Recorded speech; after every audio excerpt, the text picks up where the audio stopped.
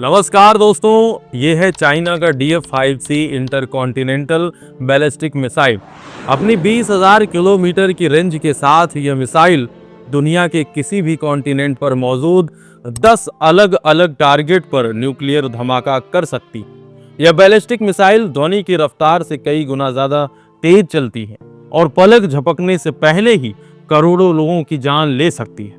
Dongfeng 5C missile को चीन ने पहली बार दुनिया के सामने पेश किया, वो भी एक विशाल विक्ट्री डे मिलिट्री परेड में।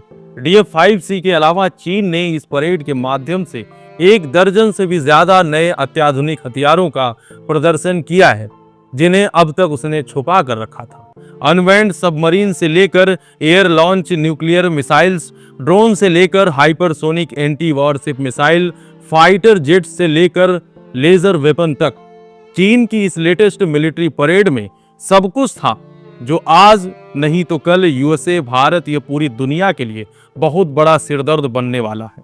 और अगर चीन ने ये सब खुलकर दुनिया के सामने रखा है तो सोचिए वो क्या क्या टेक्नोलॉजी डेवलप कर रहा होगा।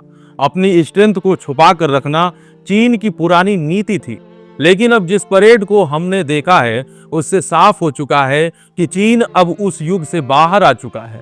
अब वो खुलकर कह रहा है, so your strength, our time has come. चीन अपनी टेक्नोलॉजिकल मिलिट्री माइट को पूरे संसार के सामने ला रहा है, मानो अपने राइवल्स को सीधे सीधे धमकी दे रहा हो, कह रहा हो क्योंकि हम सबको चाहिए इज्जत, लेकिन हमारे पास ताकत भी है। यह कोई मजाक नहीं है, यह एक गहरी जियोपॉलिटिकल चेतावनी है कि अगर यूक्रेन और गाजा पर हमले हो सकते हैं तो चीन क्यों नहीं अपने हक के लिए इंडिया के पास बॉर्डर रीजन और साउथ चाइना सी और ताइवान पर भी अपना दबदबा जमा सकता है। क्या आपको मालूम है, कभी तियानमेन स्क्वायर प्रोटेस्टर को चीन ने बड़ी बेरहमी से कुचला था, लेकिन पिछले हफ्ते फिर पूरी दुनिया की नजर उसी जगह पर थी। 3 सितंबर को चीन ने 80th एनिवर्सरी के रूप में सबसे बड़ी विक्ट्री डे सैन्य परेड का आयोजन किया। इस परेड में शी जिनपिंग, पुतिन और किम जोंग उन समेत 20 से ज्यादा वर्ल्ड लीडर मौजूद थे। यह परेड सिर्फ एक शक्ति प्रदर्शन नहीं थी, बल्कि चीन, रूस और नॉर्थ कोरिया ने मिलकर अपने लिए एक मजबूत ऐतिहासिक स्टेटस का संदेश दिया।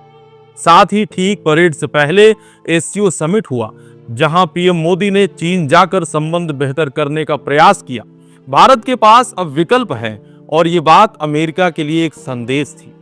लेकिन यह नई परेड साफ संदेश देती है कि चीन दुनिया का नंबर 1 इकोनॉमी बनना चाहता है, अमेरिका को पछाड़ना चाहता है और सबसे ताकतवर मिलिट्री पावर बनना चाहता है। चीन ने पिछले दशक में अपनी मिलिट्री माइट को पूरी तरह बदल दिया है। वह सबसे बड़े और अत्याधुनिक हथियार अपने यहाँ बना रहा है। सोशल मीडिया पर चीन अमेरिका की ताकतों की खिल्ली उड़ा रहा है, कह रहा है कि अमेरिका पुराने जमाने की ताकत पर जी रहा, जबकि हम नई तकनीक से लैस हैं। चीन की परेड सिर्फ हथियारों का प्रदर्शन नहीं, बल्कि एक जोरदार चेतावनी है।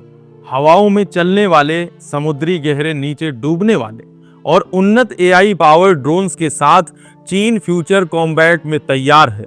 चीन के नए हाइपरसोनिक मिसाइल्स जैसे YJ-15, YJ-17, YJ-19 और YJ-20 जो ध्वनि की गति से कई गुना ज्यादा तेज चलते हैं, दुश्मन के रडार सिस्टम की पकड़ से बच निकलते हैं। ये परेड अमेरिका के लिए स्पष्ट संदेश था कि ताइवान के मुद्दे पर चीन से टकराने से बचें। भारत के लिए भी ये एक जोरदार चेतावनी है। जहां चीन हर साल हजारों अरब रुपए डिफेंस पर खर्च करता है, वहीं भारत अभी कई बुनियादी रक्षा सामग्रियों को पूरी तरह विकसित नहीं कर पाया। भारत को चाहिए कि एक समग्र रणनीति जो उसकी डिजिटल, तकनीकी और स्टार्टअप क्षमताओं को रक्षा क्षेत्र से जोड़ सके और कमियों को दूर कर सके। चीन के इस परेड में दिखाए गए हथियार ताकत के संकेत हैं, साथ ही आने वाले खतरों की एक शांत चेतावनी भी। याद रखिए, जब भी हमने चीन से दोस्ती की या दोस्ती करने की कोशिश की, हमें सीमाओं पर खंजर का सामना करना पड़ा है। अब समय है कि हम जागें, सतर्क रहें और अपनी शक्ति बढ़ाएं, क्योंकि आने वाला समय चुनौतियों से भरा है और अगर हम तैयारी नहीं करेंगे तो इतिहास दोहराया जाए। भले ही आज एक हालात के चलते आपसी दोस्ती बनी है, आपने हैंड शेक कर लिया हो, लेकिन ये दोस्ती कब तक टिकेगी किसी को नहीं पता है। कोई स्टैम्प पेपर पर लिखकर आपको इसका दावा देने वाला नहीं है। याद रहे, कुछ समय पहले हम अमेरिका के अच्छे दोस्त थे, पर अब नहीं है। ऐसे में एक रिन्यूड फोकस की जरूरत है। Political returns, personal brand imaging से ऊपर उठकर अब हमारे फोर्सेस से बात करो।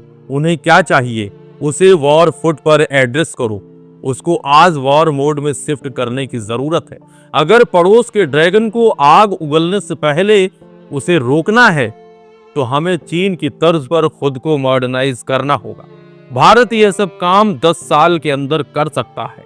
कोई रीजन नहीं है कि हम ये नहीं कर सकते, बस फोकस करने का अभाव है हमारे पास। हम एक दूसरे को नोचते चीरते रहेंगे, धर्म और जाति के नाम पर बांटते रहेंगे, सवाल उठाने से बचेंगे। लेकिन देशभक्ति वो होती है जो देश को एक करे, उसे शक्तिशाली करे, देश को विकसित करे। देशभक्ति वो नहीं है जो बंटवारे की, नफरत की और ओछी राजनीति को बढ़ावा दे। जिस दिन हम देशभक्ति का यह बेसिक पार्ट समझ जाएंगे और सच में उसका पालन करेंगे, उस दिन अमेरिका हो या चीन, सबको अपनी जगह हम दिखा देंगे। आज के वीडियो पर आपके क्या विचार हैं, कमेंट के माध्यम से अवश्य बताएं। अगर अभी तक आपने चैनल सब्सक्राइब नहीं किया है तो सब्सक्राइब करके हमारा सपोर्ट करें। धन्यवाद।